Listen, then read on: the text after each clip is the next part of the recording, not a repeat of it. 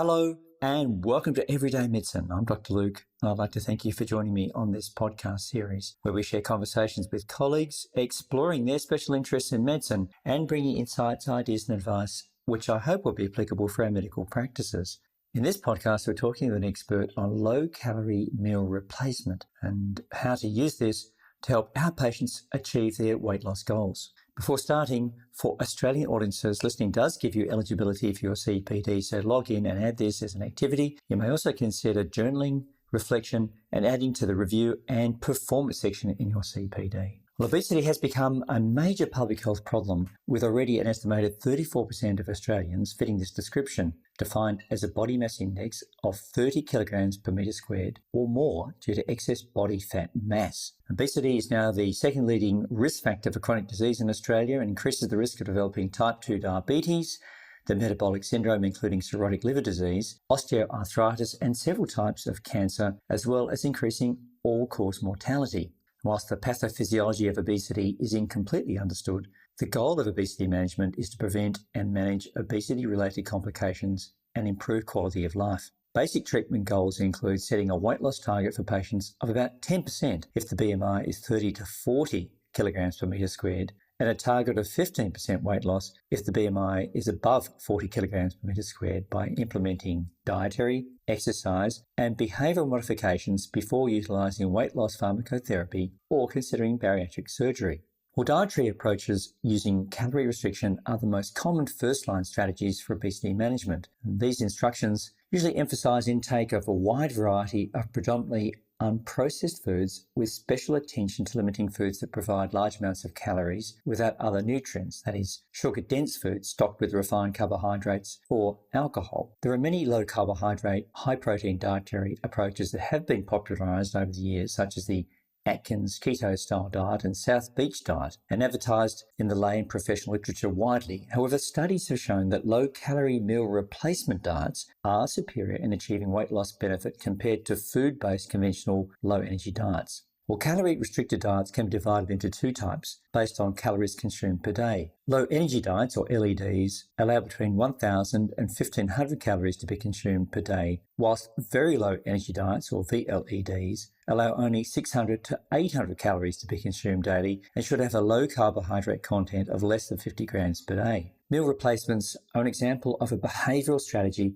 that helps to promote weight loss by eliminating choices in addition to controlling intake. The replacements are high in protein content and low in carbohydrates and are fortified with minerals and vitamins that may serve to replace all daily meals or just 1 to 2 meals per day. Well, many examples of meal replacements are available in the public domain. However, many of them do fall short of the recommended daily protein intake. In this podcast, we have a conversation with Glennis Winnett from the nutrition company Formulate, who have produced a range of high-protein products, including meal replacement shakes and bars, as well as a recovery protein and soup, delivering the only VLED in Australia with a 3-product per day program, meeting the daily required protein requirements for the majority of our obese patients who are embarking on their weight loss journey. So in this interview, we learn about Glennis's motivation to produce the impressive line of Formulate's products, as well as their application in dietary strategies for weight loss. So please welcome Glennis to the episode.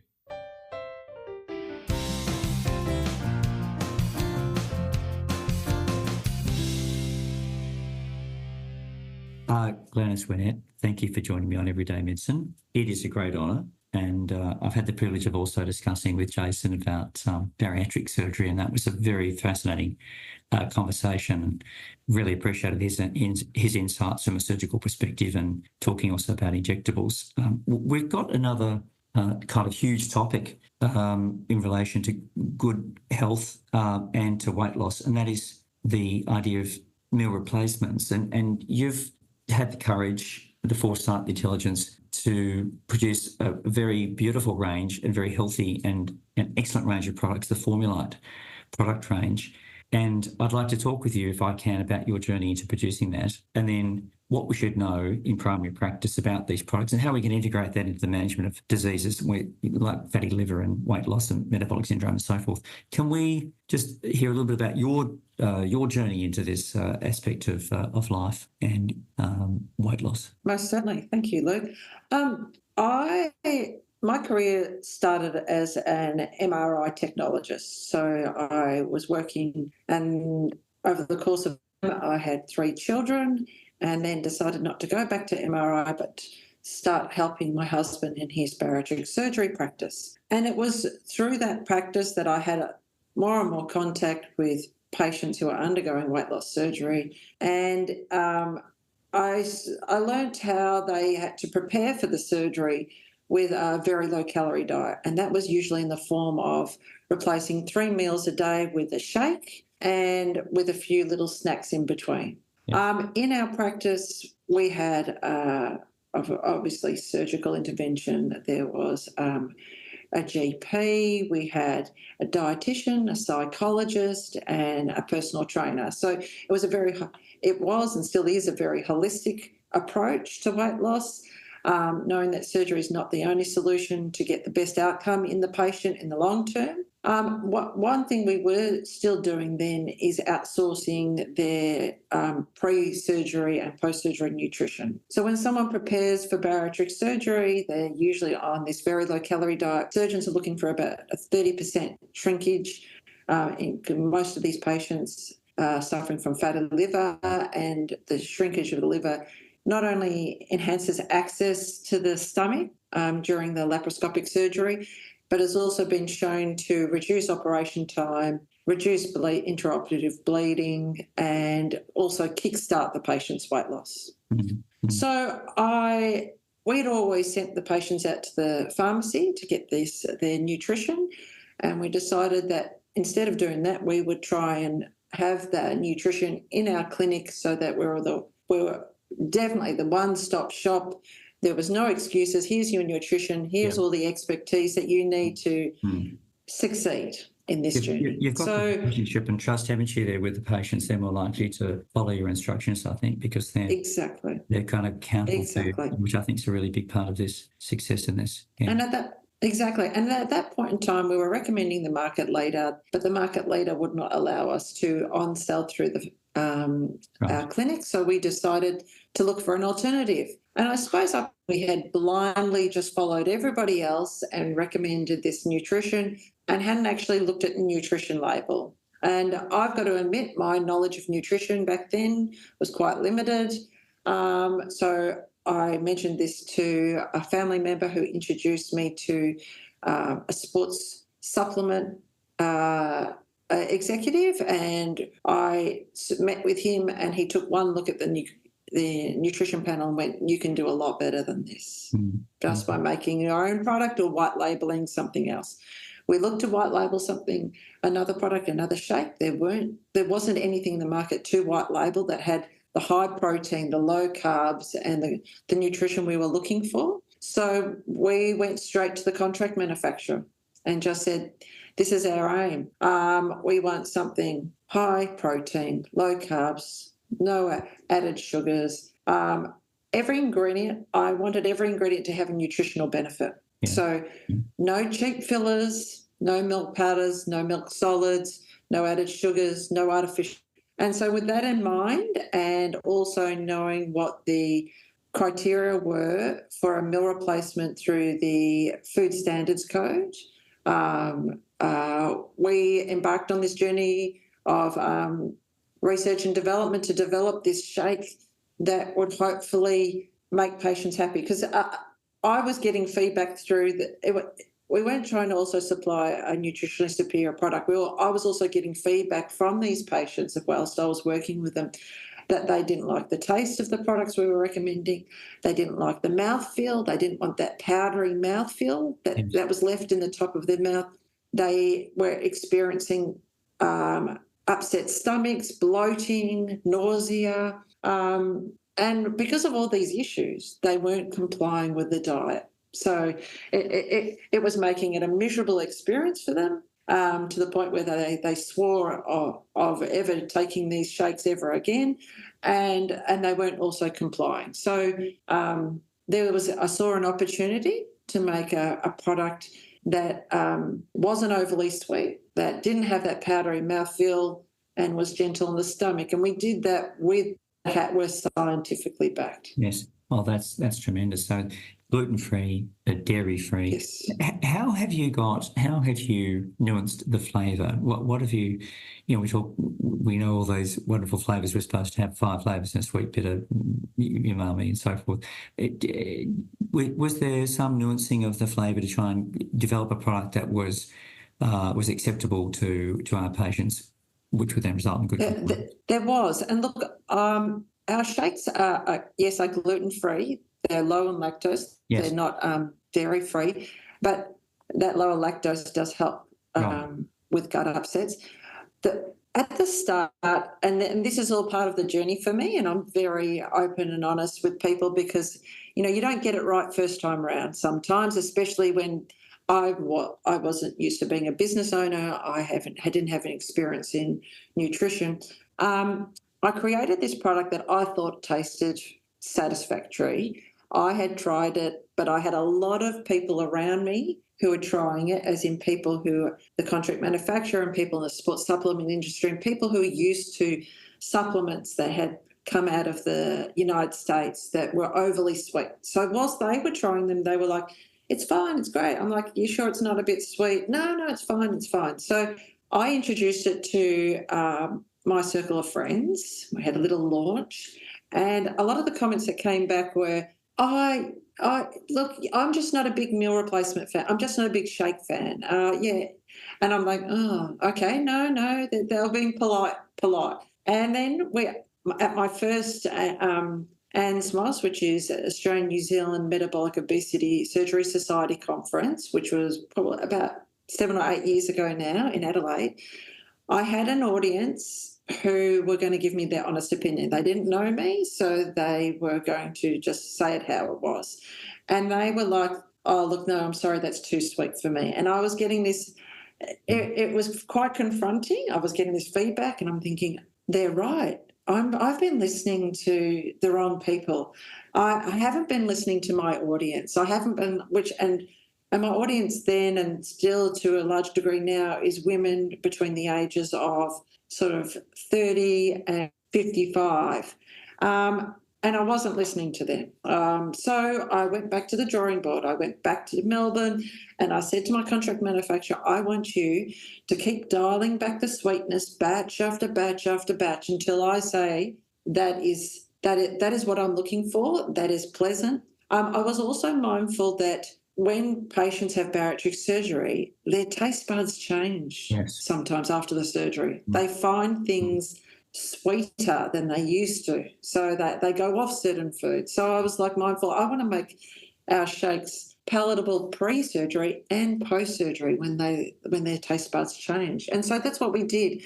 I do get the feedback from a lot of people who often say, why do they have to be sweet? Why can't you just not put as much flavour? There is a point in a meal replacement where if you dial the sweetness or the flavouring back to a certain degree, you're going to start getting the metallic taste of the vitamins and minerals. So meal replacement has to be formulated with 25% of the recommended daily intake of full vitamins and minerals that are provided by the Food Standards Code. Okay. And so we have to mask the metallic taste of the vitamin minerals, and that is done with flavouring and sweetness. And so our shakes are sweetened. They've got the flavouring. Now, the flavour gives them flavour, but the sweetness is added by the natural sweetener stevia. And a lot of yes. And so stevia is quite a polarising sweetener because some people can pick up on it and they dislike it. But our contract manufacturer has a special process or ingredient. He's not going to tell me which. It's like his secret formula that masks that aftertaste of stevia. So we've been very lucky. Yeah, well, that shows a lot of determination on your part to get it right. But I think patients have got to enjoy the product, otherwise, as you say, not going to do it. What if you give us your line, the formula line? What have you got available for patients to consume? So we first released a meal replacement shake that comes in 5 different flavours. Of course, everybody does chocolate and vanilla because they're the most popular, but we also do coffee, honeycomb and banana.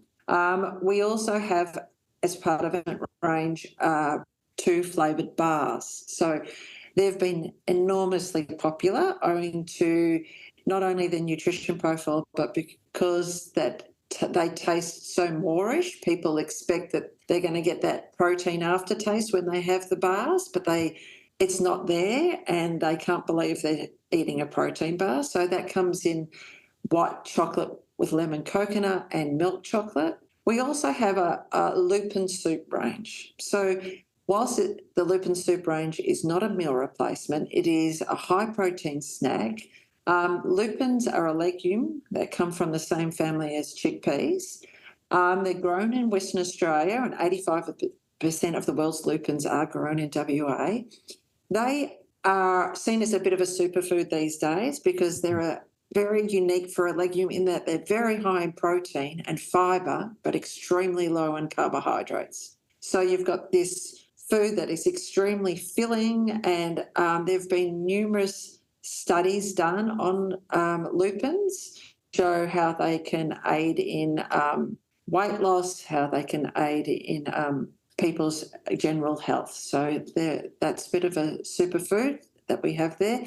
And then our last product, which was released about 18 months ago, is what we call our recovery protein. So that is a collagen water that we've enhanced the amino acid profile with added branched chain amino acids and tryptophan so as to provide a more complete amino acid profile. We've also added in electrolytes to aid in rehydration and vitamin C for absorption. So that's our collection. We're hoping to release a protein move. Oh, well, right. Okay. Well, that will be interesting too. I've never tried a lupin, but I'm kind of tempted. I'm wondering how, with the chocolate, with those bars, you've got chocolate on. The chocolate side of it is interesting. How are you keeping the calorie side down if you've got, is it milk chocolate and white chocolate on the Yes. So it's a very thin coating, and we're able to keep the calories down to 240 calories per bar. So as a meal replacement has to be approximately 200 calories per serve, and that's how we're able to achieve that. Right, and high protein, so it sort of fills patients up, and they hopefully 20 grams of protein per serve. Yeah, that's significant. Who should have these products, Glennis? Who should be purchasing these?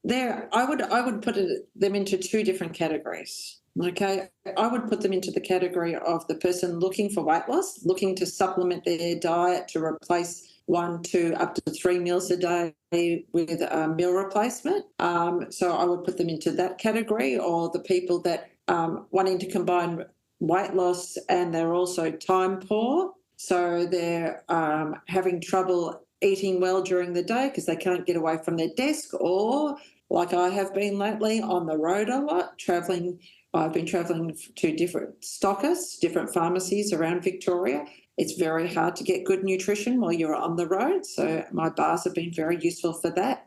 We also have that other category of the person who just wants a really quality protein source. So they're looking for something after their exercise, whether it be a protein shake or our recovery protein, which is great, aids in muscle repair and muscle recovery and rehydration after exercise. It's also useful for the post-op bariatric surgery patient who needs to maintain their muscle mass whilst they're losing weight so as that they don't become sarcopenic. They're maintaining that protein intake, which can be very difficult when your serving sizes have been reduced dramatically. Yeah. You know, as we get older, one of the, Peter Attia has written a book called Outlive, you might know it, but he talks a lot about sarcopenia as we become more senior, and how important it is to maintain our muscle mass through resistance training and a whole range of different activities, but also by keeping a protein intake up. So I suspect there's something that would have a big appeal there, I would imagine too.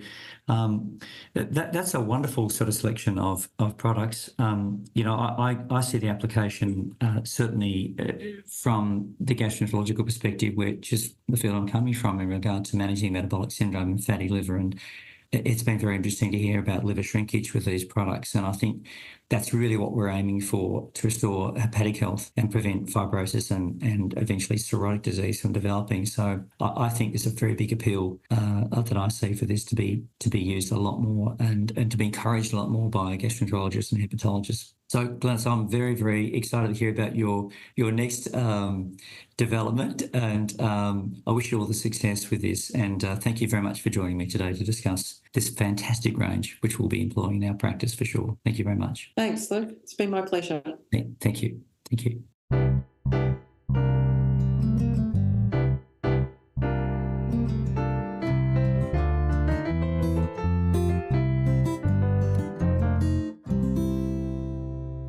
I'd like to thank you for joining me with Glennis Winnett today, where we've talked about meal replacements which provide low energy diets and very low energy diets. I think it's very important that we are educated in this realm, as there's a tendency in Australia for us to progress to pharmacotherapy and bariatric surgery before we embrace dietary changes in management of obesity.